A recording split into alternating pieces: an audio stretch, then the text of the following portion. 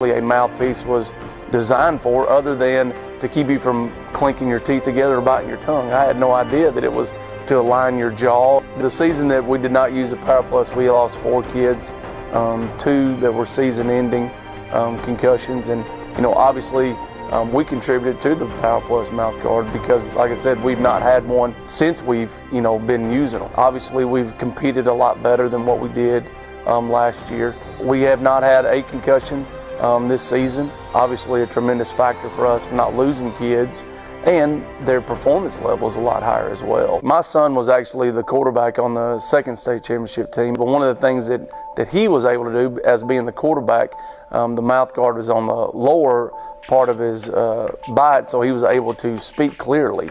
And that's a huge thing in athletics, is to be able to communicate. Here at L4 Media, we talk high school football, 4A, 3A, and 2A in Texas. We talk East Texas sports. We talk NFL, guy talk, movie and booze. We also talk wrestling and so much more. So like and subscribe and check us out. Struggling with mobility, chronic pain, work, or sports injury? At Azalea Orthopedics, our team of highly trained physicians specialize in complete orthopedic care, pain management, sports medicine, physical medicine, and rehabilitation. If you've sustained a bone or joint injury, have mobility or movement problems, struggle with pain, contact Azalea Orthopedics. We're conveniently located across East Texas, serving 18 counties. When visiting your doctor, urgent care, or hospital, you have a choice. Demand Azalea. At Azalea Orthopedics, your health is our priority.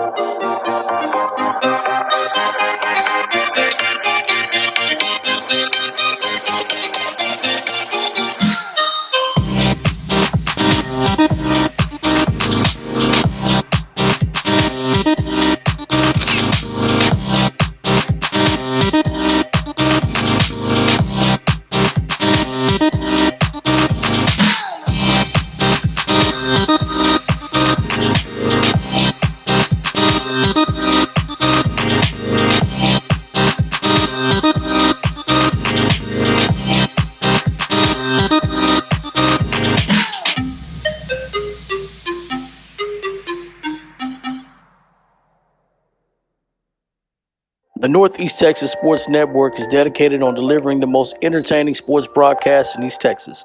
And if you're interested in having your next sporting event streamed live, visit us online at netsn.live. Welcome everyone in to the Beast from the East show. It's week 6, guys. Man, wow. Already.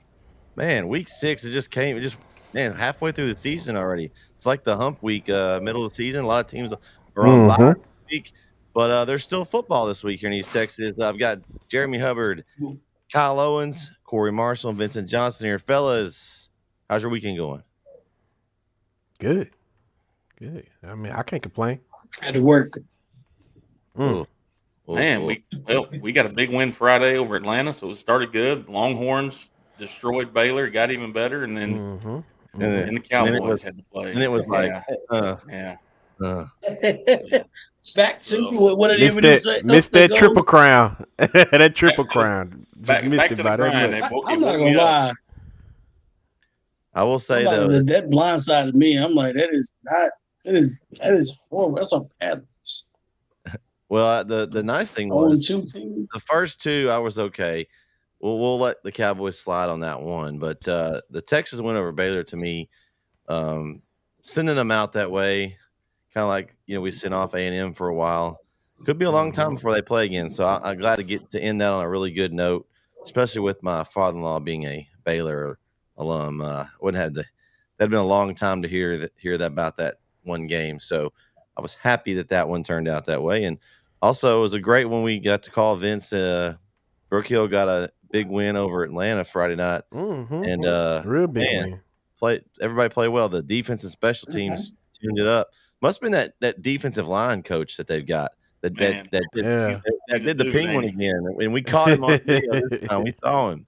Yeah, there was a couple of penguins, man. We hadn't had many sacks this year. That's one thing. We've been turning it over and all that kind of stuff, but hadn't had the sacks, and we got a couple of D-line sacks on Friday. So yeah, you got to see the penguin a few times. And what's the deal with the penguin? When you get a sack, you do the penguin? Yeah, so I think we told the story. You may not have been with us. So I usually signal plays for us, and one of our signals is a penguin. And so last year, our defensive line were making fun of me, and so they said, "Hey, if we get a sack, can we do it?" And I said, "Sure." But we started last year, and it's kind of carried over into where now when you get a sack, you get a penguin. So if you go back and watch the broadcast of the last two games, I think it was the Grace game and this one, you see a couple of penguins on there. And I didn't see myself doing it on film Friday, so you guys may have gotten it, but it's pretty funny. It's pretty funny to watch our guys try to do it. That's awesome. All right, guys, I'm ready to flush last week's picks down the I don't know how good you guys did, but it was a rough week in the pick'em department. So I'm just gonna. I did all right. Just as good as I did the week before. How'd you do, Kyle? 7-3. Oh, I was right below you. I had 6-4. Just not to my standards. I think I was 5-5 again, which is just about par for the course, just average. Oof. Actually, 6-4. I was 6-4. I forgot. You were right there with me. Okay. Did anybody have better than Kyle? Vince, how'd you do? I don't think so. I didn't do mine. Remember? Oh, that's right. I didn't have it saved. Yeah. And then I tried to do it right as the Tyler High game started, and it locked all of them, so I couldn't do them. Right. I mean, that's on me. That's on me. I did just find Corey's name on the list. Where was I don't even know. I can't even see mine. Just go to the bottom, Corey. Go to the bottom. Don't worry about it. You're looking too high. Wow. Hey, I'm glad it wasn't me this time. It happens. Too high. But here's the thing: into the app. If 4 upsets would have happened, he'd have been 10-0. 4 upsets, or 8-2 at least. He went 4-6. He did. I mean, that's only 2 games worse than us, Brent. I know it is. It's just. I take that loss on the chin because, Nacogdoches almost beat White House. Almost win theory. Here we go. Almost. The almost win. I'm just saying, no, it's not almost. Okay. I mean, they almost won. I'll give you credit. They almost won. But I was shocked by the score. We've got to find a way this week, guys, to beat Matt Diggs. Yeah. He's gaining on us, and you know that we'll never hear the end of it if he comes over here and gets ahead of us. So we do need to take care of that. I see our boy Eddie went 7-3 this week. Yeah. He's KO and Eddie are equals. We didn't know that. Yeah, we're collaborating on our picks. Oh, okay. He's watching the show and taking the same picks as you, probably. There it is. That's a good explanation for it. Okay. I stay in full heel mode with Eddie. I can't turn baby face. I got to stay full heel mode. All right. Well, I'm ready to start over. Let's do it. Let's make some picks here. Again, this is the natural bye week for a lot of districts, so there's some new teams in the pick'em games this week. It's always good to get some new blood in there. Also makes it a little tougher. With some of the teams that we may not be watching out for. We got to do a little research and determine who the best team's going to be. Game 1, this one to me is interesting. Lindale and Athens, guys. Athens put it on Jacksonville pretty good. We kind of figured out that Jacksonville is not as good as. It's about as good as what Jeremy said at the very beginning. He will give him credit. He said Jacksonville wasn't very good. I thought maybe they would take a step up this year, but it's not looking like it. And that 4 spot to me now in that district with Chapel Hill, Kilgore, and Lindale is wide open. And Athens could even grab that 3rd spot. They're coming in 4-1. They did beat that Jacksonville last week. Lindale was impressive though. The spread in the Henderson game, I was impressed by that. I thought it would be a lot closer. I did pick Lindale to win, but they seem to be rolling. There's tough schedule. I think is helping them. And as they come to district, I think they take care of Athens here and kind of secure up that 3rd spot. And then they look to see if they can knock off either Chapel Hill or Kilgore to move up. But I like Lindale in this game. What do you guys think? So I'm going to use the theory of the 6 degrees of separation from Kevin Bacon. Right, here we go. So Athens lost to Brownsboro. We all know that Brownsboro, we talked about this, Brownsboro maybe not as good as we think they are. Brownsboro lost to Van by 21, right? So Van beat Brownsboro by 21. Brownsboro was Athens. Lindale lost to Van by 5, and we talked about that game last week. And honestly, I picked against Lindale last week. I thought Henderson would get the win, and boy, was I way wrong in a destruction of Henderson in that one. I'm not going against Lindale again at home. They won by 40 last year on the road. I'll take them at home this week against Athens as well. Yeah, I think I'm gonna roll with Lindale. I'm like you, Brett. I was surprised at the spread last week over Henderson. I thought it'd be a lot closer. I thought the teams were closer than that. So I'm kind of surprised by the spread of that. But Athens has got a good ball club over there, and I think this is going to be a really good game Friday night. I think it's going to be one possession game that's going to end it, and I think Lindale will win. But I think it's going to be a really good one Friday night. Corey, what you thinking? I'll go with Lindale. Okay. I mean, I thought Henderson was going to compete. They laid an egg. Yeah, they did. regressed. I don't understand what happened there. They competed every single week and then just. Yeah, and the confusing part to me is we know how bad Lindale's defense is, and they couldn't even score points on Lindale. Yeah, that's what's man. This got to be an excuse. There got to be something going on there. I'm just gonna tell you the truth. I'm going with Athens. Yeah, I'm gonna do it. I'm gonna do it. I don't care. Hey, I missed all my picks last week, so I'm at the bottom. It don't matter no more. It's complete chaos from here on out. Athens. I'm writing it down. Got good authority. You write it down. Set your timer. Set your timer. I know. Tomorrow to put your picks in. Come on. Maybe go ahead and set a timer to put your polls in too, so that way you can get those polls submitted. Yeah. Oh, them polls. I don't be worried about that. I'll let y'all have them polls. I'll get to those when I get to them. These all right, games. So we got four Lindales and one Athens. Yeah. It might be like that all this whole pick 'em. Let's see. We have to make Vince go first because I think Vince's strategy this week might be just go against it. We'll make him go first every time. That's a good idea. Hey, that's the thing. I'm always first. Everybody else gets to hear what I have to say first. So you ahead of everybody else. You should go first. Oh, here we go. Here we go. Yeah, I can't help it. Pick conservative. You know what? You gonna pick the right way. You know what? I had to take my comeuppance this week because you know who won this week's pick'em. Mm-hmm. My brother. So it was really. I mean, that was a tough one. He got all 10 of them correct. So that was the worst part. So is that our first 10 or no? No, we had that one week where there was several 10s. Yeah, that was the week that Jeremy was in that group. Yeah, that's right. Okay. Yeah. It was a pretty easy slate. What was that? The scrimmage week? Oh, wow! It was a bad week of games for sure. Yeah. Game 2, Marshall Hallsville. It's an interesting one to me. Hallsville's kind of struggled though. Marshall. I'm sorry, Marshall. I'm going to apologize now. I was believing Corey Marshall, and I didn't believe in you, Marshall, last week, and you got me as you knocked off a tough Pine Tree team. So if you can be Pine Tree, you can be Hallsville. So I'm going with Marshall. Okay. Yeah, I'm not going to do it again. I'm not going to make the same mistake. This is 2 games in a row I picked against them. I think you look at their common opponent.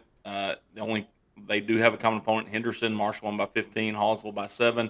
But after the way Marshall took care of business against Pine Tree last week, Hallsville did not have a good showing last week, even though it was against a good Texas High team, right? But I'll take Marshall in this one as well. Yeah, I'm going to make this real simple. Marshall in a blowout. Yeah, I think I'm going to go Marshall myself. Well, what happened to your strategy? So here's my thing. Hallsville's only win is against Henderson. And had Henderson beat Lindale last week, I could argue Hallsville at this point. But now, like we said, Lindale's defense isn't really there, isn't holding up. So and Henderson couldn't do anything against them. So it really makes their win against Henderson not look so good. I mean, I can't do that. I got to go with Marshall. I got to get at least one of these right. So you got a 50-50 chance. It's either one or the other. It's Marshall. Yeah, this district, there's the only consistent team in this district is Texarkana, and we know they're probably gonna win the district. I don't know who's gonna show up Friday. This is one of those games where the bad Marshall shows up and Hallsville gets a win. That's how weird this district is. You know what I'm saying? If you haven't been looking like it doesn't matter. Like second, third. I mean, clearly White House would be the second place favorite, right? They look dead average Friday. You know what I'm saying? Like Nacogdoches took it to him. Like White House should have blew him out of water. Nacogdoches just took it to him. So I don't know what team shows up this Friday, but I know Marshall better win this game. Two That's all I know. You don't want to go 1-1. 2 through 4 are wide open at this point. Honestly, I mean, I think even with White House, I think they're all It really in the mix. is. Yeah. And to Corey's point, it's kind of scary because Hallsville did get the win last year in this one. They got a 4-point win last year over Marshall, which they probably shouldn't have won that game either. So it is, and I believe. Well, the game was in Hallsville last year, so it's in Marshall. Yeah, it's in Marshall this year. Yeah. All right. Game 3, same district. Nacogdoches, Pine Tree. This one I think is important. I think one of these two teams could be left out of the playoffs if they don't grab this win here. I think it's that important that early. Man, I've seen Nacogdoches play. They played Chapel Hill really tough at times. And we know how good Chapel Hill is. Of course, Pine Tree beat Lindale. I don't know. Right now, I got bit by Pine Tree last week, and I'm mad at them. So I'm going to go with Nacogdoches in this one. It's at home at Nacogdoches, so I'm going to take them at home. Yeah, I'm going Nac too. You mentioned it, Brett. They're 2-3. Their losses were to White House, at Chapel Hill, Lufkin. There's a bunch of teams that lose those 3 games, no matter who they are, right? And I'm with you. I picked Pine Tree last week. I thought they were at the point they were ready to take that next step, and they really kind of proved that maybe they're not. Like maybe they are, but they didn't show it last week when they had the chance. And I think that if you didn't do it last week against Marshall, you're not doing it this week against Nacogdoches. I'm gonna go with the Dragons also. Yeah, this game, coming into it, part of me wants to go with Pine Tree because I was starting to believe in the Pirates, but then they kind of laid an egg last week against Marshall and at home nonetheless too, which kind of surprising. Did y'all see that stat that they put out that they called it Maverick Stadium East or West or whatever it was because they hadn't lost it in Pine Tree? Marshall hadn't lost in like last 8 appearances there. Oh wow! No, I did not know that. Yeah, I saw somebody put that out on Twitter. That it was just a bad week for them. But like to Jeremy's point, Nac's losses are not bad losses. And like you said, Brett, they played Chapel Hill tough at times. And then they played White House down to the wire last week. I'm taking Nacogdoches. I think Pine Tree, their magic's kind of wearing off a little bit. But I think Nac, we talked about them early in the season, before the season even started, that they could be a team on the up and up. And I think they're going to start kind of hitting that this week because they got Hallsville after that, which is another winnable game, and then Mount Pleasant before they get Texas High. So I'm taking the Dragons.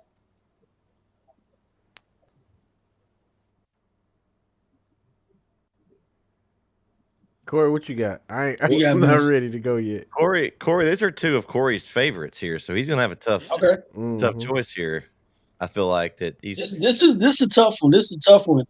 I'm not picking Pine Tree and watch they end up winning the game because I didn't pick them. But I just, it's like I said before, it's a battle of consistency. Like what team shows up? Nacogdoches has played well 2 weeks in a row. They just can't seal the wheel. They just can't seal the deal. Pine Tree's regressed. They're up, they down. Like this was a perfect opportunity. It was a perfect opportunity for Pine Tree to get a win and still won against Marshall. You're at home. You need to get that win. You need to compete and get that win. They didn't do it. Okay. Is it the end of the district? No, it's not. But that's one of those games where you're like, man, I want to have that game because I possibly would need that game. because you don't play a home game like that. You playing well and you got a good home game. It's a tough matchup, but now I got to see what my team is made of. You don't get a win. Okay, whatever. So now you play Nacogdoches, and honestly, you can flip a coin and anybody can win this game, whoever shows up. But Nacogdoches, I think Nacogdoches by 21, they got to have a signature win. And I think this is that signature win. Pine Tree's not bad. I think Pine Tree's a playoff team, like I said, a fourth place team at best. But, Nacogdoches, if they want to do something in district, like this is the opportunity right now. You got to stamp on it. You got to route this team this Friday. So Corey, I have a question for you. You need that one signature win. You just 40 to 15. What's up? I have a question for you then. So you said Pine Tree's a fourth best team at best, but you've got we've all said Texas High, you've got White House, you've got Marshall that's already beat them, you got Nacogdoches you're predicting. That's 4 right there. So they're looking at the outside right now. I'm talking about as far as I'm not talking about as far as the rankings. I'm talking about as far as skill level wise. Okay. They're the fourth best team as best. So I'm not ranking them in the district. Okay. Like they can't, if they get in the playoffs, they're no better than fourth, is what I'm saying. Then they put themselves. They're not going to go better than fourth. And they put themselves in a struggle because that's why I kind of put this game as a big one for both teams because, Pine Tree needs to get a win against one of those top 4 above them that we're looking at right now. And Texas High is going to be a tough one to get. And White House, I think, is gettable, but so I think this one right here is the one that they've got to really look at. I still think Nacogdoches is going to win, but I think Pine Tree is going to come out desperate because they need this one here because they've got to beat somebody above them to move into that 4th spot to make the playoffs. But so does Nacogdoches, right? Because if they lose this one, it's going to cost them a playoff spot. So Absolutely. really, both teams are equally as desperate, just from different angles. Yeah. Right. And that's what I was going to say. They both need this win. Nacogdoches still has Marshall though. They could still have that Marshall game. Pine Tree doesn't have that Marshall game. Yeah, you just don't want to get into tiebreakers and all that. I mean, just win the game and it doesn't matter. No, you don't. Nack's better than Pine Tree regardless. Like Nack could easily get a second place. I think they're that talented enough to get second place. But what Nack team shows up? That's the other problem with that. What team shows up? You can get outplayed. It don't matter how good you are. You can get outplayed. Right. You can get out hustled. So, with that being said, I'm going with Pine Tree. Oh, yeah. I mean, they both need it. I mean, they both need to win. Like if I'm coaching Pine Tree, I let them know like you need this. You have to make a statement. Season's not over yet. I don't. In the spot that you're picking at, Vince. Now that you're the desperation mode down there that you have, also, I think that's a good pick. Going to steal there. Mm-hmm. All right. What we got next? I ain't intimidated. Next up, I will not be intimidated. We've got Honey Grove, Alba Golden. I know we talked a little bit about Alba Golden and how they've played well so far. How good has their schedule been? We've discussed this in numerous occasions, but nobody in this game has lost. We've got 7-0 combined in these 2 games. So it's going to be interesting to see which team's schedule prepared them more for this one. To me, I think Honey Grove is still, they were better last year. I still think their schedule that they've played is a little bit tougher. Neither team has played anything. The only advantage that the Alba's got is, they're hungry. They probably after last year they were sitting there pretty. Everybody thought that was going to be the year, and then they just kind of laid an egg the last part of the season. So it's like the revenge game for them. They need to get some revenge. I don't think it's enough though. I think Honey Grove is going to come out and take Alba Golden out. It's going to be at home for Honey Grove, and I think that's going to be a big factor as well. So I'm going with Honey Grove. This is a district opener, correct? This is a non-district game? Okay, either way. No, it's a district game, but it's not the opener. Alba played in a district game last week. So here's the thing. If you know you're not going to be very successful in the district schedule, you stack wins in the non-district. Mm-hmm. That's what Alba did. Okay? Detroit, Linden Kildare, Clarksville, didn't give up any points. Then played Big Sandy, gave up 13. Big Sandy is not an offensive powerhouse. their schedule is not very good. 5-0 is 5-0. I mean, that's a great deal. Whatever. Honey Grove has not played a great schedule either. They were only 3 games in. Their game with Trinity Leadership got canceled. So you have to kind of regress or look back to last year. And we're in the same boat last year when we got to this point, right? Alba Golden, the great record. Honey Grove, great record. They come in. Honey Grove dominates the game. They're going to do it again. Honey Grove will get there. So I have the unique situation of being involved with Alba Golden this past few years. And so I understand what went on last year. And just like you said, Jeremy, it's the same thing that happened last season. I do think this Alba Golden team this year is better than last year's team. I was able to see them against Big Sandy. I shot some highlights of that one.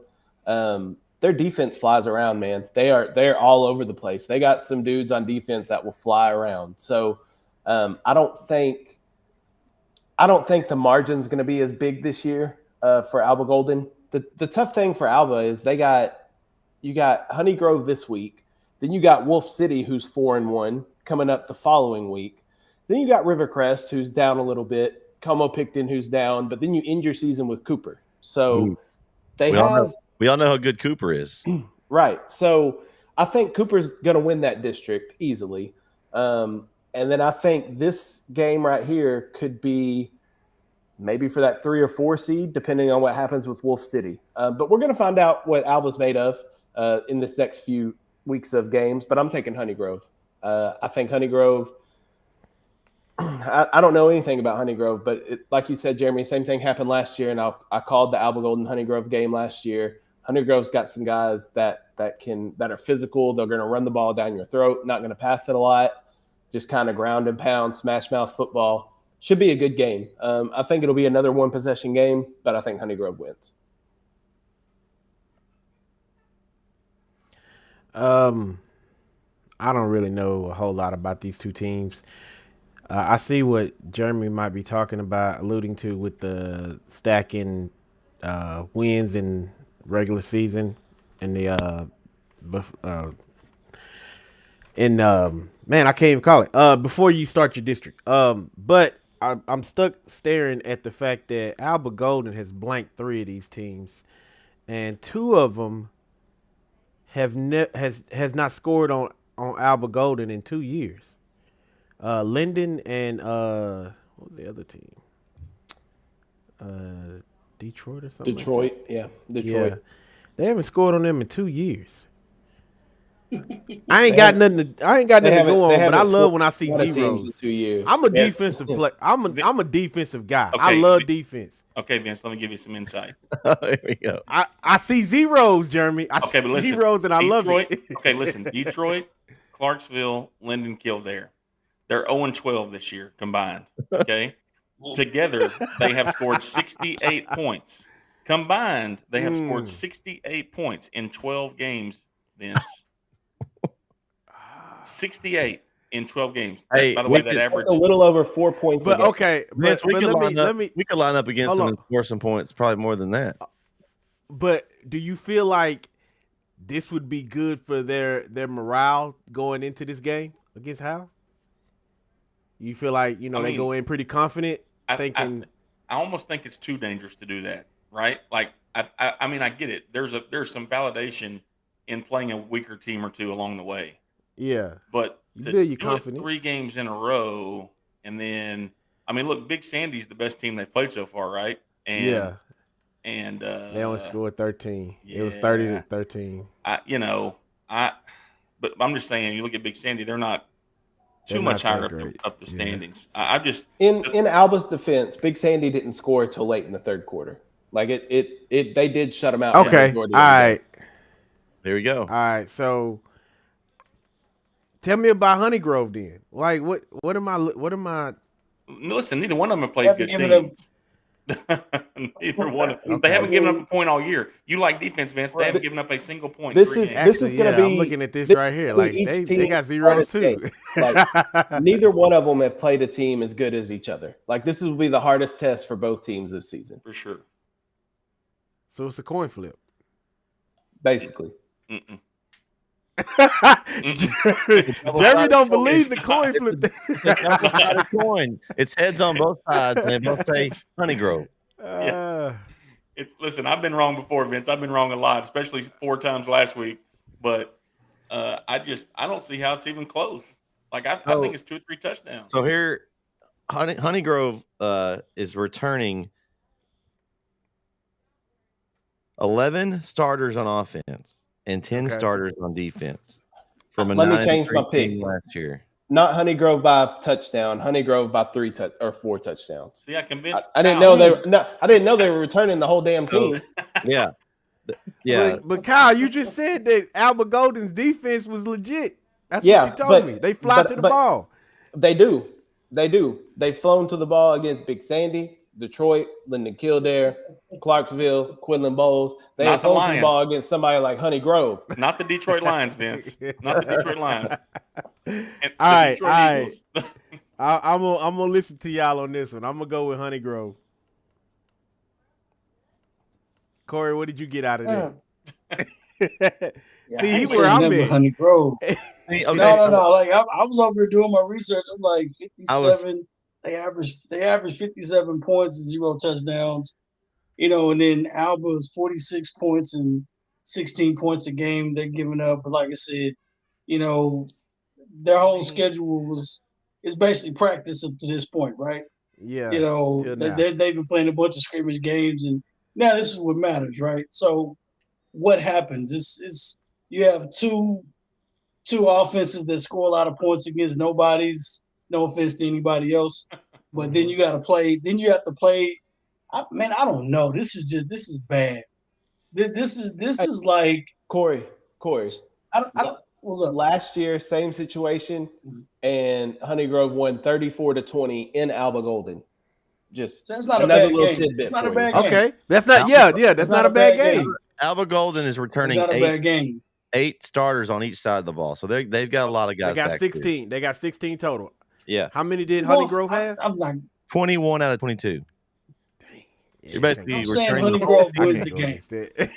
I'm saying Honey Grove wins the game. That's not like the name Honey Grove. I don't know. That's right. The Honey Grove Warriors, I believe. Yeah, they're preseason. They were picked 2 in the district, right behind Cooper. So yeah. Okay. I think that's how it finished last year too. Texas football says they're going to win by 36. I'm just telling you, 36. Is that the computer Eddie uses? No, listen, but Jeremy, tell him how accurate it was last week. I'm going to tell you how accurate it was last week, Corey. Last week, it had Brookhill. Listen, it had Brookhill as an 18-point favorite over Atlanta, and if the referees knew what they were doing, we'd have won by 17. I'm just telling you, well, listen, I'm not going against it. I'm just. You could have won by that. You could have punched it in at the end and then gone for 2, and it would have been 18, Coach Hubbard. Coach Rile's too nice. If I was calling plays, we'd have done it. Yeah, Coach Johnson was going to punch it in too. Coach Johnson was calling a play to try to punch it in the end as well. Whatever. I'm just saying 36 is probably too many. I'd say 36 is probably too many KO, but I think 2 or 3 touchdowns. Honey Grove wins the game. Yeah, I agree with that. Okay. All right, Game 5, Edgewood, Grand Saline. This is one of those games inside the district with ARP and Troop, Quitman, West Rusk, and that district. Man, I was looking at this, and I guess I missed this last week, but I'm sorry, but I was thinking Edgewood at first. It's at home, but then they lost to Winona, and so that makes me rethink my pick. And I know we've talked about Winona's kind of up and down, but I've looked at who Edgewood's played. They lost to Commerce. Commerce is very good. They beat Rains. They lost to Scurry Rosser. They killed Elkhart. Elkhart, yeah. Yeah, and so, but that Winona one sticks out to me. It was in Winona, but I mean, Winona's 2-3. It was homecoming for Winona too, if that helps. Winona lost to Redwater, which you know how Jeremy feels about Redwater. No, Winona beat Redwater. Oh no, I'm sorry. Yes, they did. That was one of their wins, 13-8 over Redwater. That one was canceled after the first quarter or at halftime. I still feel the same way about Redwater, though. It's okay. I'm just like, So where is Redwater? Where is I already it? know some of these schools. It's by like Texarkana. It's up there with Eddie. It's one of Eddie's schools. Yeah, it's up there with Eddie. And I think Eddie would tell us they're not very good too. Yeah, he'd probably give us some stats on why they're not real good. But coming into this, looking at it, I was like, yeah, but guys, I'm going with Grand Saline, and I may regret this pick. We're actually going to be in Grand Saline, not this week, but next week, doing the ARP Grand Saline game, which will be a good one, I think. But I'm going to go with Grand Saline over Edgewood in this one. The Winona win, I just can't get past it. And looking at Winona's schedule, they just don't look very good to me. So I'm going with Grand Saline. So Grand Saline started 0-2. They won 3 in a row. Both teams did beat Range, like you mentioned. And it's not just that Edgewood lost last week to Winona. They lost by 20. Like it wasn't like it was a touchdown game or even a 10-point. They lost by 20. And I've seen Winona on film, and I'm like, how do you lose that? I mean, we're like in Clarksville, Linden, Kildare, Detroit, closer to that end than we are the other end. Okay. So Grand Saline won this game, and I think it's going to be, unless Edgewood, listen, we've been bit before. If Edgewood was missing a bunch of players, I wish somebody would tell us before I make this pick, but I'm going to have to go with Grand Saline in a decisive win. So another couple schools that I'm pretty familiar with, Van Zandt County rivalry. I think this is Van Zandt County rivalry week because Van and Canton also play each other this week, as well as Edgewood and Grand Saline. All we need is Wills Point to play Fruitvale, and we'd have the whole county covered. That'd be hard to do. Yeah, it would be tough. Well, Wills Point, never mind. Anyway, so Edgewood and Grand Saline, last year, for the longest time, these two schools were not in the same district. They're 10 miles apart, and they weren't in the same district for the longest time. I don't know why. UIL does weird things. Anyway, they finally got put back in the same district. Grand Saline kicked a field goal at the end of the game last year to beat Edgewood 27-24 at home in Grand Saline. So Grand Saline had a great year last year, but Edgewood, before that and after that, was kind of dominating people. It's not the same Edgewood team this year. I don't know what's going on with Edgewood. They graduated some key people. Yeah, they did, and they have a freshman quarterback. They have 2 returning starters on offense. Yeah, that's tough. But how many do they have returning on defense? 7. And you give up 41 to Winona? That's a problem. If you're on the field all the time, yeah, you're gonna give up 41. Well, but here's the thing. Here's the thing about Winona, though, and we talked about this before the show. Winona is one of those teams that you let them get their chili hot, they're going to be a tough out. I don't care if they could be 0-10 that season, but if you let them get their chili hot, they will be the toughest game you'll play all season long. They have the best athletes on the field when they get off the bus. It's just how it is in Winona. Their problem's always been discipline. They're just they shoot themselves in the foot with penalties. I don't understand how they're not as successful. I don't want to talk about that. I just told you, discipline. I'm telling you, that's what it is. But to that point, I think Edgewood kind of maybe overlooked Winona a little bit coming in last Friday night, and Winona came out and got on top of Edgewood, and once they got up, they started believing, especially on homecoming night. So I think Grand Saline's catching Edgewood at a bad time, coming off a bad Winona loss. And in this district, you don't need to fall behind the 8 ball too much. Grand Saline has not given up a lot of points these past 3 games, but it's been to Rains, Eustis, and Quitman. So I'm taking Edgewood. I think it's going to be a very close game. I think Edgewood's going to avenge last year's loss to Grand Saline, and I think they want to make up for losing last week to Winona, so I'm taking the Bulldogs. Okay. All right.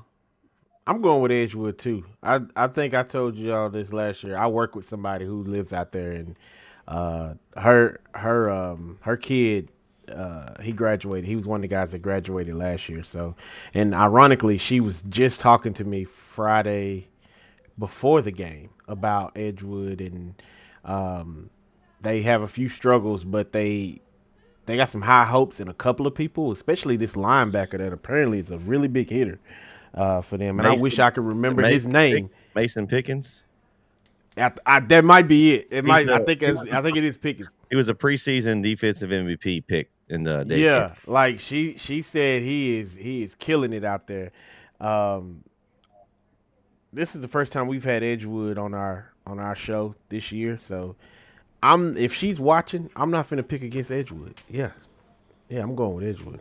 I'm do that. I'm gonna put that down. I just got a question. I don't know if anybody has an answer for it. Where did you get the pink color and pink lemonade? I don't know. I just thought about that. Just random. I don't know. But anyway, if you think about it, like where does the color come from? Like lemonade is not pink. I don't. Anyway, so What flavor is pink? right. What flavor is orange? Man, that's a better question. What flavor is You orange? know, it's orange. You know, it's like an orange. It's like when it's got to be an orange. The kid says, "What flavor snow cone do you want?" Red, right? Yeah, right. Huh. That's cherry, strawberry. Like, cherry. There is a red flavor. But if I say, they say what flavor you want, I said I want pink. What color? What flavor is that? Pink. Yeah. Sometimes it's bubble gum. Makes pink Sometimes lemonade? a bubble gum flavor if it's pink. Bubble gum. How do you get blue coconut? I don't know. No, that's what I'm saying. And you put some food coloring in. I don't know. Why is ocean Corey, water? you started something completely different. Blue? Look at I know exactly what I'm doing. See you throw everybody off. I'm ready. Anyway, so Edgewood, I'm picking Edgewood. Shout out to KT. You know, I'm listen, man. I'm looking at the game. I'm looking at the scores, and it's a rivalry game. You know about rivalry games. It's a coin flip. I don't care who's undefeated. It doesn't matter. It's a rivalry, and then they're playing at home too. Very true. Picking Edgewood, man. I didn't think they about got to win this rivalry. game. Yeah. They have to win this game. All right, game 6. Game 6. Let's go. Texas High, Mount Pleasant. Texas, of course, we talked about how Texas High has kind of been the pick in that district this year. Mount Pleasant, you know, they had some wins early. Kind of thought, well, maybe Mount Pleasant might do something, but I'm still not sold on how good they really are. And I know how good Texas High is. You look at Mount Pleasant and who they played. They beat Sulphur Springs, which we think Sulphur Springs is improved this year. Yeah. They beat Pittsburgh, which, you know, I don't know how good Pittsburgh really is. Their game against Liberty Isla was canceled that week with all the weather. They lost to Frisco Emerson. I don't know what classification they are, but I'm assuming it's probably a bigger school. So I'm not with that. I'm just not real sure where they sit until they start playing. I don't think they're at Texas High level. They could cause some problems in that bottom tier of this district, but I just don't think that it's in Texarkana. So I just think Texarkana, Texas High, it's going to take care of business by 2, 3, 4 touchdowns. I think they're going to have an easy win here. So I think there's been a lot of talk about Mount Pleasant in our polls. Even they've been up in the top 5 at some point this year, and I have not put them in the top 5 yet because I'm just not a believer in them necessarily. And you look at that schedule, you mentioned Liberty Isla and that game canceled or whatever. Sulphur Springs, yeah, we think they're okay. We don't think Sulphur Springs is great. Pittsburgh is not what Pittsburgh has been over the last few years. And then the Frisco Emerson loss, when I saw that score, I was like, okay, maybe Mount Pleasant is really not as good as we may think they are, right? I mean, you get a 60 burger dropped on you, and now you got 2 weeks to think about it, which I do think from a coaching standpoint, you lose 62-16 and you have a week to think about it, it sticks in your craw a little bit, right? Like your preparation is a little bit different. However, they're just not good enough to beat Texas High. But I will say this. I wasn't on last week to talk about this, but the Texas High game against Legacy scares me about them because Legacy's just not that good. And they had to kick a field goal at the end to win it. And it scares me that they're maybe not – I think the gap between Texas High and White House is a lot closer than maybe we think it is. And I think those are the 2 top teams in that division or in that district. And we're not picking that game right now, but it's going to be interesting to see. Texas High is going to win this game because I don't think Mount Pleasant is very good, but there's some issues in Texarkana, I think. And it's not with Pleasant Grove. No. I'm going to make this real. I'll make it real quick, Vince. I'm taking Texas High. They're the better team. There you go. I like it. I'm gonna go with Texas High too, but we were talking about the Legacy thing. I'm starting to question now, like, is Legacy just had a string of bad luck. I don't think Legacy's as it, bad as y'all think. nah, because they were up I don't 14 think they are. on They've been up in Tyler every High. game. They were up the 14 on Texas High. They've been Now up in every Longview, game. you wasn't gonna beat Longview, so I scratched that. You wasn't gonna beat Longview. They ain't played Longview yet. Haven't they? Yeah, they have. You're right. They did. Yeah, my bad. My bad. Lufkin, that's the question mark, because Lufkin beat them 31-7. Well, do you think? I think Lufkin and Tyler High are pretty equal at this point. I mean, in that district, I think that's going to be for a playoff spot. So honestly, I guess what I'm thinking is that is Legacy just maybe they're having struggles offensively, maybe, but their defense might be holding as long as they can. You know, I got this. Can y'all hear me? Yeah. I got some bad static in my ear. Okay, but yeah, I'm looking at the Texas High game, and I'm like, if what I'm thinking is right, and Legacy just has struggles offensively, but defensively they might be pretty good, I won't hold it against Texas High that they only scored 17 against them, you know. But then again, it makes me think like, well, you're talking. I don't know, man. I don't know. No. I'm about to talk myself out of Texas High. Well, no, you're right there. But remember, you got Legacy's a 6A school versus they're 5A Division 2. Yeah, you're right. So I don't even be thinking about that. Corey doesn't look at him. He's shaking his head. He doesn't like that argument. But still, that's a lot. That's a big. No, it does make sense though. Okay.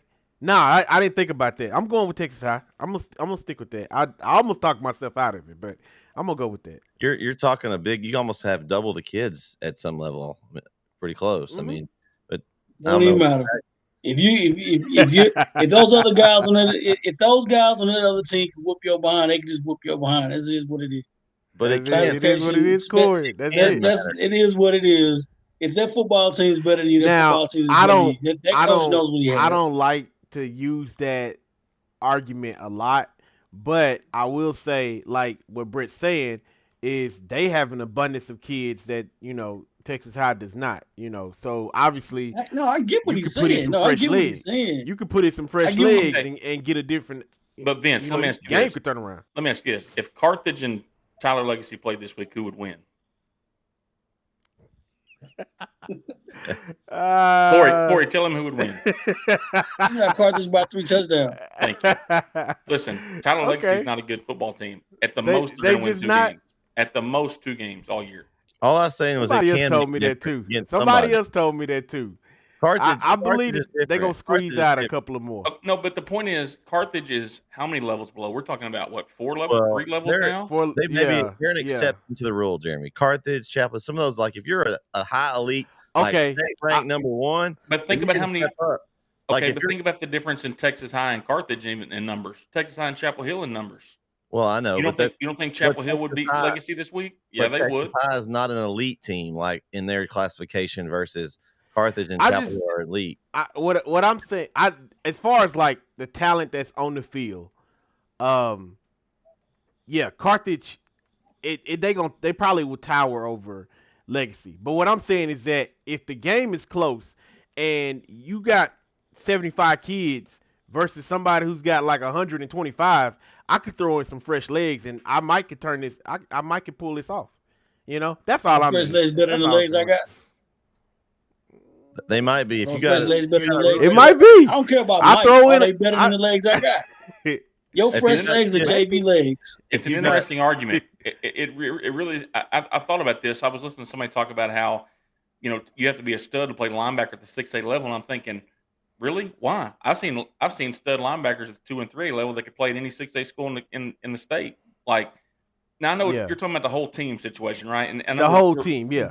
We're definitely off on a tangent right now. The point is this: I don't think you can discount Texas High only winning the game by 3 points because they're 2 levels below.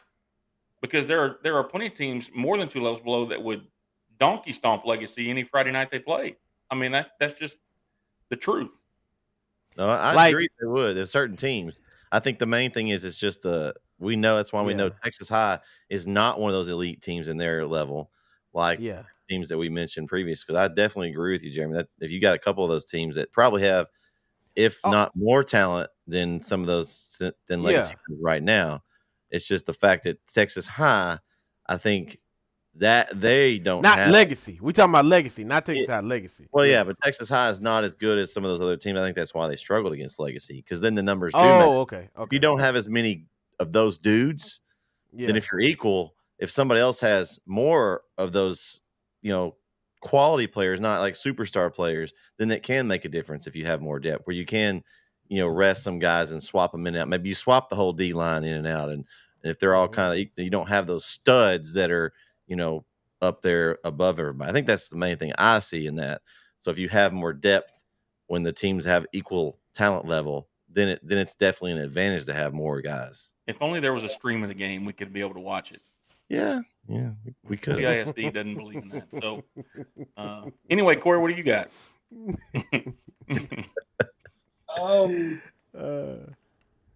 I picked Texarkana. I forgot my point about it. I don't know. I just picked Texarkana. But yeah. All right. There we go. Game 7. Now this one was one that I added, and I thought this was going to be a good matchup when I was looking at it. But I didn't realize is we have a matchup of 5-0 undefeated teams here as Winsboro takes on Commerce. Game is in Winsboro. Looking at the schedule, I know Winsboro's played. They played Hooks, is a good team. I think that's the one team on their schedule that was probably a good team. New Boston, we don't really know about. We know Raines is not very good. Paul Pewett's not real good. Canton's not good. So they have one quality win looking down through those, in my opinion. And then you got Commerce. We just talked about Edgewood. They beat Edgewood by a touchdown. Paris North Lamar. I mean, how good is Paris North Lamar? I don't know. They beat them by 11. I don't really know. This is going to be interesting because that district, Commerce is kind of a surprise coming into me. We have also in that district, you have Mount Vernon, which we don't know what they are right now. We thought they were better than they really are, I think. Mineola's a little bit down. Pottsboro's still in there as well. I think Winsboro to me is the better team. I think they have the better win. They have the best win on the schedule against Hooks, and that's what I'm going to go off of right here. I'm just going to take Winsboro. Well, don't let Eddie let you hear you say that because that win over Hooks, it got canceled. Remember? Oh well, it wasn't actually a win. So I'm sorry. I'm sorry. They were winning when we turned the scoreboard off. So here's the thing. Last year, Commerce was not 5-0 coming to the game. I think they were 2-3. I went back and looked or whatever, maybe 1-4 or whatever it was. Winsboro went to Commerce, beat them 55-0. They still got the quarterback. They still got the coach. They still got the team. I'm going Winsboro, and I don't think it'll even be close. I think it may be closer to 55-0 like it was last year. So I got to see Commerce last year when they played Raines following the 59-0 game against Winsboro. Commerce won in overtime against Raines 24-21. We know Raines is not a very good football team. Commerce surprised me this year being 5-0. I mean, they got that win over Edgewood, but how good is Edgewood? Because they just lost to Winona. And then that's really the only one on their schedule that to me is a playoff caliber team, really. Maybe Leonard sneak in their district. I don't know. But yeah, I think Winsboro is a strong team. Tyler Finney and has that team rolling right now. I think Winsboro is probably going to win the district, in my opinion. And I think it'll come down to probably that Winsboro-Pottsboro game to see who wins the district. But yeah, I got Winsboro by as much as they want. Is that my mic? Well, I think it may be Kyle because when he muted his microphone, it's kind of. You may check your mic there, Kyle. I think it was buzzing on us a little bit. Go ahead, Vince. Who you got? Man, I'm gonna go with Winsboro. I think Winsboro gonna blow them out. I'm just gonna be honest with you. I ain't I ain't got no reason to go any other way with that. The Raiders. Just a little brief history. Y'all remember when I don't know. How many state championships they have between Commerce, Farmersville, and Salina? It's got to be like 15, like almost 20. I don't know if y'all remember that, by the way. Like Farmersville, that whole little area is like just state championship road. Salina's got like 8. Yeah. No, Farmersville won like 3 in a row, and then Commerce had like 2 or 3 in a row. So what's your point? No, I'm just saying, like, were any of us alive? I'm just looking on the map because it's like I was like, man, they used to play some really good football up that way, and now it's like Salina's like a 5A, going to be a 6A school, so this is crazy. But anyway, no, I got Winsboro winning. I don't think that Commerce is that dog. And I think I got the Raiders taking that win. All right. Okay. Game 8. Another interesting game. You have New Diana coming in undefeated versus Harmony.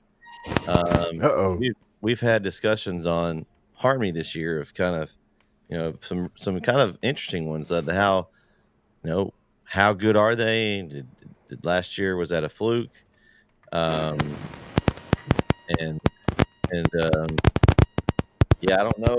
This one's going to be interesting to me, guys. I think New Diana is coming in and they're on a roll. And Harmony's season has been really bumpy to me, guys. It's been kind of some ups and downs. We don't know the injury situation, I think, and Kyle may know a little bit more about that than we do, but they've had a lot of injuries so far this year, and the game is in New Diana. So I don't know. I may sit back and listen and see what you guys pick this time before I make my selection here. Well, I would say first, KO, the question is Harmony healthy? Like, how healthy are they at this point? I mean, I haven't been following their Facebook post because you told me that's where I could find this information out. That's where I'm looking at right now. But let me say this about Harmony while you're looking at that. Beating DeKalb 2 weeks ago, I thought was a good win for them, right? Especially with the injury situation they're in. I think DeKalb's a good football team, or at least, quality football team. But then, even though they beat Hugh Springs last week, 30-something to 9, like that just felt kind of average. I mean, we've seen some teams beat Hugh Springs a lot worse than that. We saw Jefferson really dominate Hugh Springs last week. We saw Garrison dominate Hugh Springs a couple weeks ago, and now, so that was kind of scary to me. New Diana, though, it's kind of, man, that schedule, even though they're 5-0, is not super strong. And I just, man, I don't, I'm really torn on this. I'm going to go with Harmony in the game. I think that, just kind of the pedigree is what it is. And we've talked a lot tonight about teams that had good non-district schedules and then got the district and it was different. I think Harmony's good enough to still win the football game, even if they do have a couple of guys that are out. Let me tell you this, Jeremy. So, as many players as Harmony has coming back, New Diana has 19 of 22 starters returning as well. So that's a lot. Now, I will say they were picked preseason seller in their district. So they were picked to finish last. So starting 5-0, maybe a little surprising. So they actually have just as many returning starters as Harmony. I mean, that district ranking is based on the district games, not the whole thing. I mean, they could still finish last and be 5-5. That's true. But I just did you some insight there that they're picked low, and coming right now, even with the 5 wins early in the season, maybe they outdo themselves. Then it's just when I look at that schedule for New Diana, man, it's a 1-point win at Wascom, who's not what they have been. A touchdown win over Redwater, 9 against Ore City. Well, I thought Ore City had a good win last week, by the way. Wascom preseason picked 3, Jeremy. So but Hugh Springs picked ahead of them right now. I mean, we don't think Hugh Springs is very good. So maybe they're not. I think this is a playoff team, possibly. I just don't think. I mean, I'm going to go ahead and make my pick because I was kind of leaning that way anyway. I think Harmony is a better team, but I think New Diana in this district, I think they're going to give themselves a really good shot at surprising some folks. Well, yeah, I mean, listen, I think they are going to compete for a playoff spot, right? But they're going to deal with it's Queen City. I mean, Dangerfield is going to take one of the top two spots. Harmony, think, is going to take one of the top two spots. They'll get healthy. Then you got Queen City in there. Let me see who else we're looking at in that district. Legion Fields. Well, Legion Fields, they're not any good. They're not Yeah, okay. Wascom, Hugh Springs, Legion Well, Field. so New Diana, as long as they don't lose to somebody they shouldn't, they're going to make the playoffs. At least, no worse than a 4 spot. But I just think Harmony, unless, like I said, unless there's a bunch of guys out that I don't know about, and KO may tell me something different here in a minute, but I think Harmony's just a better football team. I think it's the same amount of people that were out before. Can y'all still hear me? Okay. You're better. Yeah, I hear you fine now. Yeah. Anyway, I think it's the same injuries. I mean, Boston Seahorn's still out. They're still missing a lot of key pieces. But if you look at last year's games, they beat Hugh Springs 60-34 last year. Harmony did, and that was their first win of the season. So they beat them 39-6. Yeah, they didn't score as many points, but they also didn't give up as many points. I think Hugh Springs is down. And you said New Diana has, just as many coming back as Harmony, except I think it's different. They have 19 players coming back from a 2-8 team. They obviously weren't that good the year before. Harmony has, that many people coming back from a state semifinalist team. So I think it's a little different there. But yeah, I just don't think New Diana has really played any tough competition. I would say, this is saying something. I would think Quitman's the hardest game that they've played all season. Mm-hmm. I agree. When you're looking at Mod, Redwater, Wascom, the Ore City one, they say it got canceled. I don't know.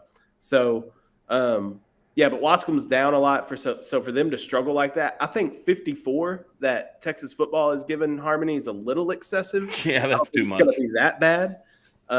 But I do think Harmony wins. I don't think New Diana's there just yet. And I think Harmony is kind of starting to see things click together after a big win over DeKalb and then a win over Hugh Springs. I think they can use this New Diana game and a Legion Fields game to build up to get ready for that Queen City game, which could be all of a sudden a big game in that district. I'm gonna go with Harmony. I think Harmony is the better team. I know you talked about them having some injuries, but the pedigree is there. They know what they capable of, regardless of who's injured and stuff. So yeah, I'm gonna stick with that. I'm gonna stick with Harmony. New Diana. Oh. Diana. No, I wouldn't pick them. I just, Harmony hadn't been consistent, man. They let me down a little bit, and I like saying Harmony. I hadn't been able to say it as much as I wanted to this year. I've been picking them early, and I'm like, man, it just, them going New Diana and watch Harmony beats them by 80. But hey, I'm picking New Diana. I hope I'm proved wrong today. I hope I am. I'll take that one on the chin. I won't be surprised completely if New Diana wins the game, though. I mean, I think it's way closer than the 54 Texas football has. But I can't get over the Harmony win over DeKalb with all the injuries, KO. I mean, to me, that's super impressive. DeKalb's a good football team. And that was the week after all those injuries. That was that game before is when they got really beat up by Beckville. And they only played one half that game and got really beat up. And Harmony's 2 losses are to Hooks, a very good team, and to Beckville, a very good team. Can we quote you on that Hooks comment? Absolutely, please do. Actually, please remind Eddie about this. This airs Wednesday, so tonight, please remind him tonight about this because I think Hooks is good, and that was the opening game of the year when Harmony was healthy. That Beckville game, they played a half, and Harmony was not healthy. And then, but like you said, Jeremy, to come out after a week of Coach Jenkins' words, the worst rash of injuries he's seen in 20 years of coaching. Which, it's a long time of coaching. So I think for them to come out and beat DeKalb and then turn around and play Hugh Springs and beat Hugh Springs, I think they're starting to figure out. That's the thing about Harmony. They're going to figure it out. Just give them time. Every team deals with injuries. But how you deal with those injuries are the makings of a good team. And I think Harmony's a good team. I think they're going to start rolling now. So I think this is the start of it. Not 54 points. I'm thinking maybe a touchdown or two game. I think a 2-possession game I could see. But I think New Diana is going to put up a fight. I think they're better than they were last year. Yeah, Jeremy knows about those injuries, right, Coach? No, I mean, yeah, I mean it changes things, right? And that's why scores are hard to look at sometimes. Like I looked at, I mean, I'm talking about the Hugh Springs game. Like, should they beat them worse than 34-9? Yeah, if everybody's healthy, they do, or 30, whatever it was. But I can't get past, like, it's so. I don't say Jekyll and Hyde because that's what they were last year, right? Starting out 0 whatever, and then going. But man, in 2 weeks we've seen two opposite sides. The decaf win's great, and the Hugh Springs game makes me kind of be like, okay, well, what's really going on? I just don't. I mean, I'm with They you, still Kat. I think won by 33 points. no, I know, man, but Hey, like, I honestly think the fact that New Diana is better makes this one a harder one to me than right. anything about Harmony. I don't think it has anything to do with Harmony. I think New Diana has improved, and I'm just looking at their schedule here, and I see a path that they get third place in this district behind Harmony and Dangerfield. I think they can. I don't see them. From what I'm looking at, it's been maybe between them and Queen City. I mean, we know Hugh Springs isn't very good. Legion Fields isn't very good.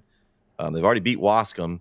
So I think that Queen City game at the end of the season is for third place. It's just kind of the perfect storm, right? Harmony's got some injuries, some guys trying to figure it out. New Diana is better. We think that it's at home. I mean, so if they keep it close, it wouldn't shock me. But Harmony, I think, is still the better football team.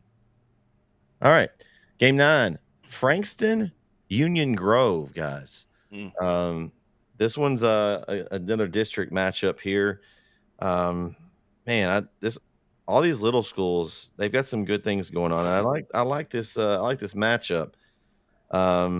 Just looking at some schedules here, and let me pull up the Frankston schedule. That's what I want to look at first. But they lost to Grapeland, they beat Huntington, Groveton, they beat Winona pretty good, and they lost to a Harleton team, which we think Harleton's a solid team. Then you look at Union Grove, they're 4-1. They're only lost to Ore City, but they haven't really beat anybody either. They beat Gorman, they beat Cumbie, they beat Cushing. Neither one of these teams have really played much. So to me, it's tough. The game's in Frankston. I'm going with the home team. I'm gonna pick Frankston to beat Union Grove here. Union Grove, you mentioned the schedule, 4-1. They lose to Ore City last week by 11, which Ore City historically is not very strong. So it's kind of a head scratch when you first look at it, because you think Union Grove, and you think usually competitive at least. And Frankston has played two teams that I would consider to be average to above average, and they lost to both of them, right? They lost by 2 touchdowns to Grapeland. Saw Grapeland firsthand. Grapeland's not terrible, but they're not great. And then they lost last week to Harleton. To Harleton, who I've seen on film, and Harleton's a good football team. So my point is this: Frankston's played 2 above-average football teams and lost to both of them. But Union Grove has not played an above-average football team yet. They lost to one I would say is average in Ore City last week. And I'm going to go with Frankston. I think it's I don't think it's a toss-up as much as maybe I initially thought. I think Frankston gets the win. Yeah, I'm just going off the teams that they've played. I think Frankston's played the tougher schedule. And honestly, looking at that Winona win that Frankston has, putting up 56, beating them 56-27, that win looks a little bit better now after what Winona did to Edgewood. Because I think we'd all agree Edgewood, we may not all agree. Above I think average. Edgewood's a better team than Frankston in my mind. So for Frankston to beat Winona like they did, but Winona beat Edgewood, I think that win looks a little better for Frankston. So I'm taking the Indians. I'm gonna go with Frankston too. I agree with you, KO, on that. That win against Winona looks good now. So I ain't got no argument with that. Frankston all the way. It's bad we're talking about resumes like it's the college basketball tournament when the best one you can throw up there is Winona. Both teams are probably NIT bound or CBI bound. I don't know. Oh, man. All right. Game 10. Coaches don't like those tournaments. They don't. I don't know why they don't like playing the CBI tournaments like that. Game 10, an important matchup in district play as one of our NETSN schools, the Center Rough Riders, will take on Jeremy's alma mater, the Rusk Eagles, and I'm interested to hear from our Rusk guy here to see what he thinks about this matchup. Jeremy, what do you got? Man, I want to flash you back to 2000 and the year 2000, first week in November, last game for one young hub, KO, and they had two Division I defensive linemen and myself on the offensive line did not have a chance, and we lose 10-7 and miss the playoffs. So I hate center. Oh no! Hey, we're on NETSN. They're a NETSN school, Jeremy. Be nice a little bit. I mean, I'm nice to them. I just don't like them. Your heart, let that hate it. Everybody plays their last game, and you always hate that team, right? All right, so I can't Oh, stand yeah. Sulphur Springs. So there you go. yes. Yeah, I don't like Corsicana. Yeah, you Highland go. Park. Highland Park Scots are See? annoying. So it just so happens that this happens to be a school you guys know. Anyway, Yeah. you know, last year, Center went to Rusk, I believe. I think it was in Center last year. And Rusk got a win when they probably shouldn't have, honestly. I think last year Center was playing really well at the time, and I know when Rusk beat him, it was kind of a shocker. And even though Rusk lost younger McCown at quarterback this year, I think they're better off in the quarterback position they've been in a long time with the kid that transferred in from Anahuac.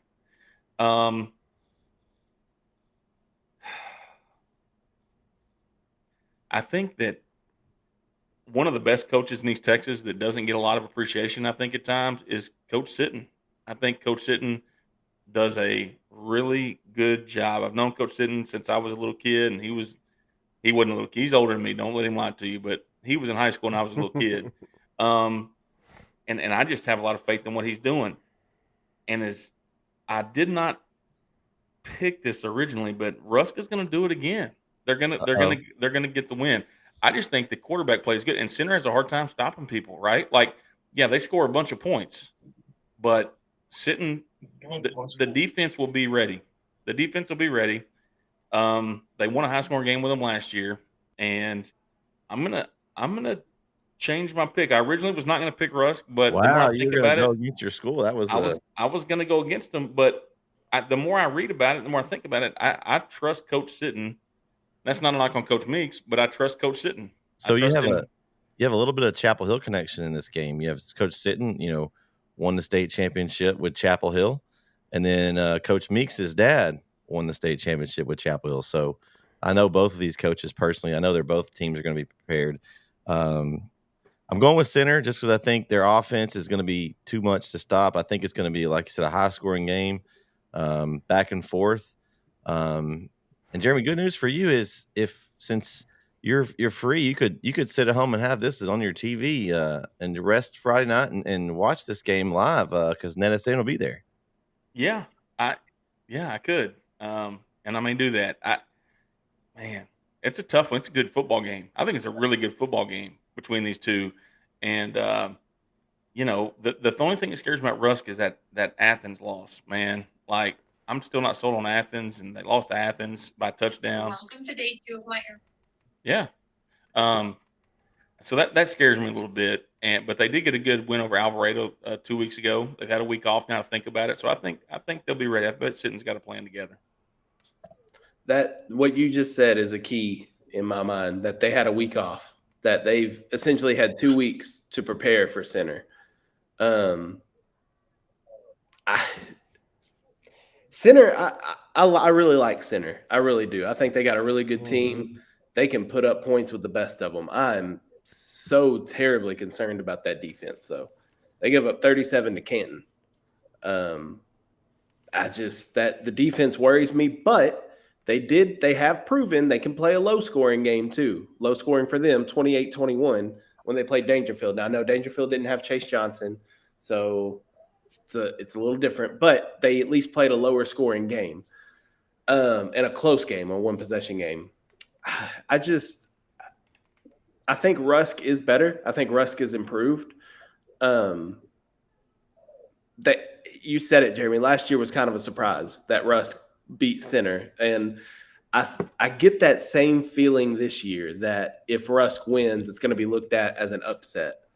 And that's what kind of worries me is they figured out a way last year because Center was putting up points last year too. We act like they're just putting up basketball numbers this year. They put 44 up on Tatum, 63 on Spring Hill, 42 in a loss to DeSoto. They put up 65 on Dangerfield and 52 on Canton. That was last year.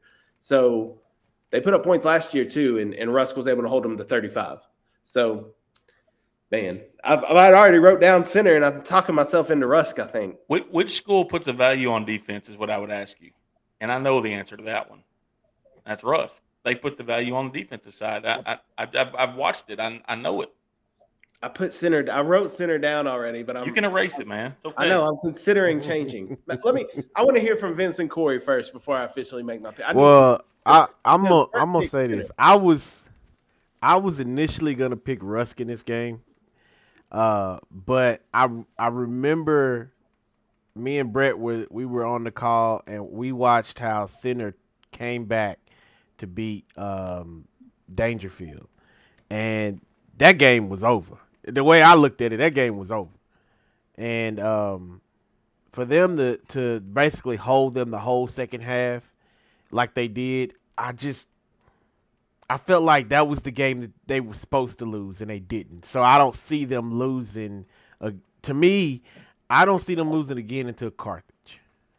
That's what I think is going to happen. But Dangerfield didn't have their quarterback, and they are 2 levels below them at least. So, there goes that argument again. Oh yeah, they didn't have no quarterback. Yeah, but they were up though. But they were up, man. What was the score, Brett? Was it like 21 to 0? 21 to 0 at halftime. Yeah, at the half. 28 straight points to win. I don't care what kind of team you're playing against. That's tough to do at the high school level. It is really tough to do. And I got to stick. That reason alone, I want to pick Russ. Don't get me wrong. I do. But, man, that reason alone, if that game didn't happen the way it did, I would have went with Russ. But looking at how Center was able to come back in 2 quarters like that from 21 down, I don't think there's anything Russ could do to them to keep them out of this game. Okay.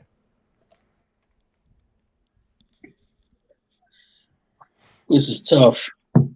This. Come on, Corey. I'm just gonna go ahead and say it's a trap game. It is a trap game for Center. This is a trap game. This is a mirage. You know what I'm saying? Like, we scoring 80 some points. No, man, no. And here's a problem with this, right? I clearly Center's played. To me, I think they may have played maybe tougher schedule up to this point. Maybe even, right? Because Crockett is not who they used to be. Period. They're bad. Fairfield is not who they used to be. Period. They're so bad. Rusk has played 2 quality opponents, and Alvarado and Athens. They got beat by Athens by 7, beat Alvarado by 3 points. Alvarado's beat Kennedale, Dallas Lincoln, which they're not a football school at all.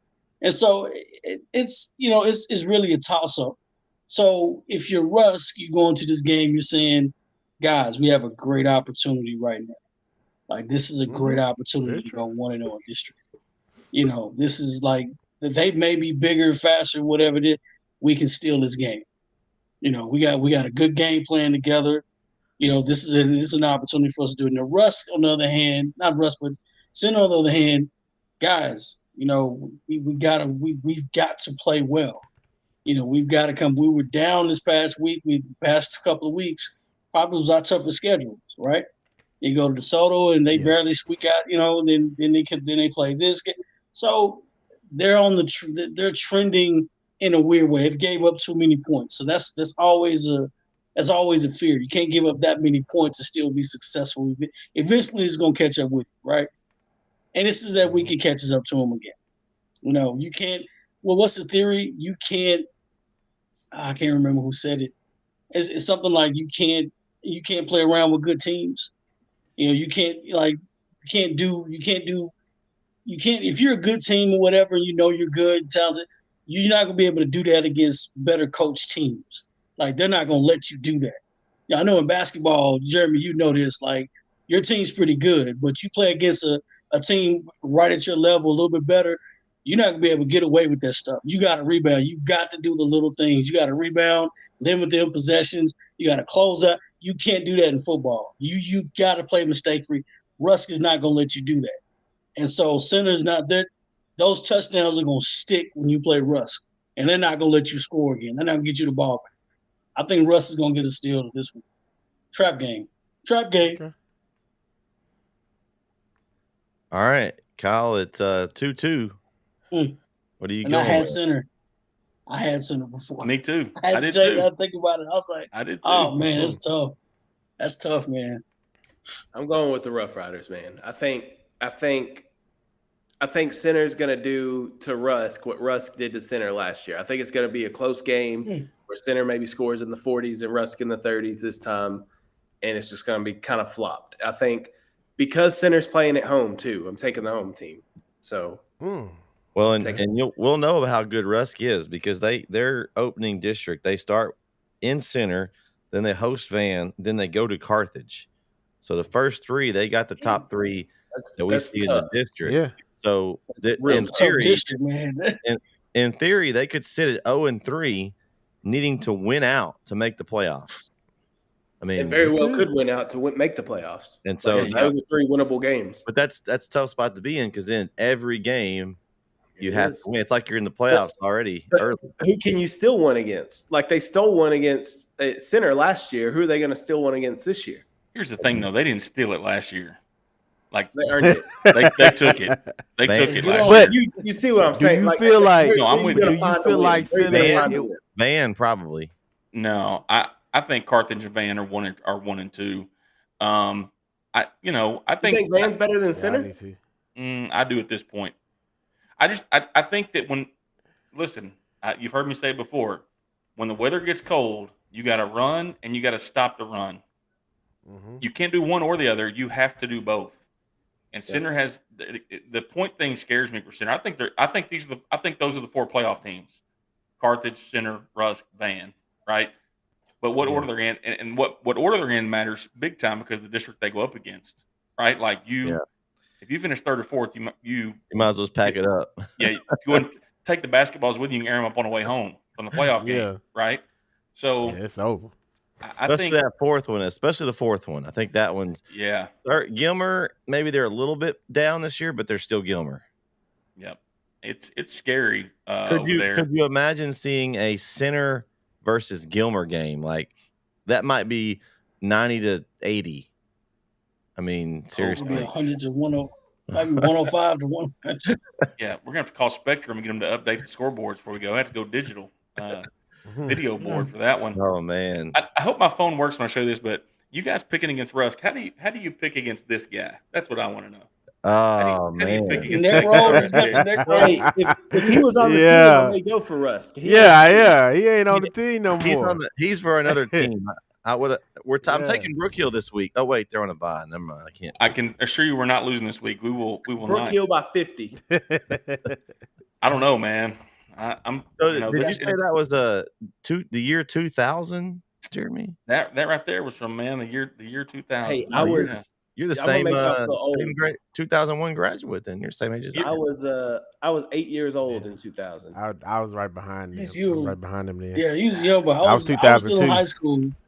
Yeah, I was 2003, so I was still in high school. So I remember that. Man, we played. We did not play Chapel Hill that year. You should have because we had lost. The year after. The year they played the year after I graduated, they played for 2 years when Matthew Tucker was there and those guys. Matthew Tucker, yeah. So no, I actually got I could listen. I could tell you, I could give your whole schedule. So we played Tatum when they were getting good again, and we played Gladewater with Johnny Lever was there. Let's see who else. We played Westwood when Adrian Peterson was at Westwood before he went over to Palestine. I tackled him twice. I told some of our guys the other day, Corey, that if Adrian Peterson gets in the Hall of Fame, I tackled him twice. I should probably be there too. I don't know, but I just feel like that's fair. Yeah, 2000, man. That's a long time ago. That's a long time ago, but I keep that on my phone. Who's Adrian Peterson? Yeah. Hey, cousin, who's Adrian Peterson? I know who AP is. Man, people tell me all the time. They're like, man, like he ran the table in high school. I'm always like, I remember playing Palestine every year and beating knee breaks off of Palestine. I remember that game. I remember that game. They said, man, they got this freshman. He's the real deal. And he wasn't real nothing. He was real bad that year is what he was that night. Anyway. I didn't even get to play against him. He was hurt, and got, so I didn't get a chance to get my licks in. all I know is this. It doesn't get a lot better than early 2000s Texas this? football. We're at the Bulldog and Oh Anchor. yeah, Texas football was lit back then. Well, that's going to be an he's running Anchor. That's going to be an interesting week. Adrian Peterson's running Anchor, and we're at the Bulldog Relays Chapel Hill, and everybody's yelling. So I'm on the field, and all of a sudden you hear the batons come and say, "Come to Daddy, come to Daddy," and it's like a candy. It's gone. You know, like he was the biggest 6'2" person I've ever seen in my life. Oh yeah, that dude. And you shake his hand, it's just like dude. But he played basketball. He was pretty decent at basketball. Yeah. Well, it's going to be an interesting week of pick'ems this week, guys. Some interesting games, interesting matchups. But yeah, week 6 pick'ems in the books.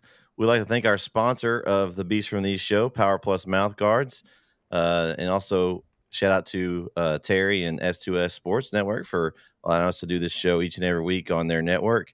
But for Jeremy, for Kyle, Corey, Vince, good luck, everyone. Your pick'ems this week. You're going to need it against us, as we're all going to get 10-0 this week somehow. I don't know how it's going to work, but we'll do it. We'll catch you next week right here on the Beast from These show. Y'all have a good week.